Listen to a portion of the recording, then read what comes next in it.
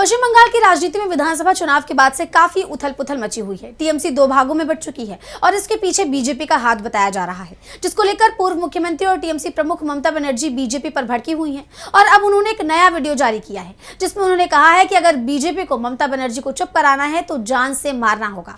जिसके बाद सवाल उठ रहे हैं कि आखिर ममता बनर्जी ने ये बात क्यों कही। तो क्या कुछ कहा है ममता बनर्जी ने और क्या है पूरी खबर, जानेंगे इस रिपोर्ट में। पश्चिम बंगाल में बीजेपी की सरकार बनते ही माहौल बिगड़ता जा रहा है।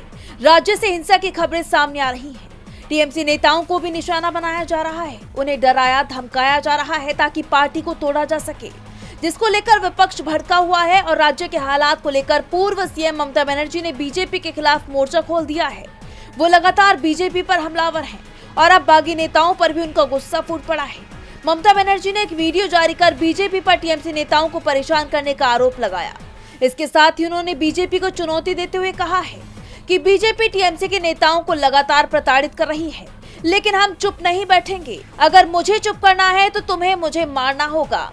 हाँ, तुमने इसके लिए अपनी तरफ से कोई कसर नहीं छोड़ी।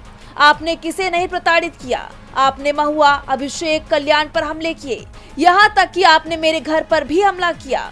यानी साफ है कि टीएमसी प्रमुख ने दावा कर दिया है कि बीजेपी उनकी पार्टी के कई बड़े नेताओं को जानबूझकर निशाना बना रही है। इसके साथ ही पार्टी के जिन कार्यकर्ताओं को हिरासत में लिया गया है, उनके हालात पर भी ममता बनर्जी ने चिंता जाहिर की है। उन्होंने नाराजगी जताते हुए कहा कि मेरे कई सहयोगी इस समय लॉकअप में बंद हैं और उन्हें फर्श पर सोने के लिए मजबूर किया जा रहा है। कुछ नेताओं को कमर में रस्सी बांधकर और पैरों में बेड़ियां डालकर घुमाया जा रहा है। कुछ के सिर मुंडवा दिए गए हैं तो कुछ पर बेहद गंदी चीजें फेंकी गई हैं। ममता बनर्जी के बयान से साफ है कि टीएमसी के नेता इस वक्त काफी बुरे दौर से गुजर रही हैं। उन्हें काफी सारी परेशानियों का सामना करना पड़ रहा है।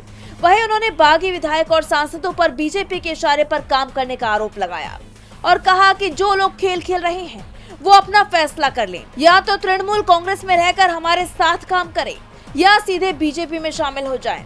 मझधार में नहीं रहे वरना कुछ हाथ नहीं लगेगा। बता दें कि ममता बनर्जी का ये बयान ऐसे वक्त में सामने आया है जब पिछले काफी वक्त से टीएमसी टूट का सामना कर रही है। एक एक करके कई नेता पार्टी का साथ छोड़ते जा रही हैं। इस बीच ममता बनर्जी का ये बयान काफी अहम माना जा रहा है। डीबी लाइव की रिपोर्ट।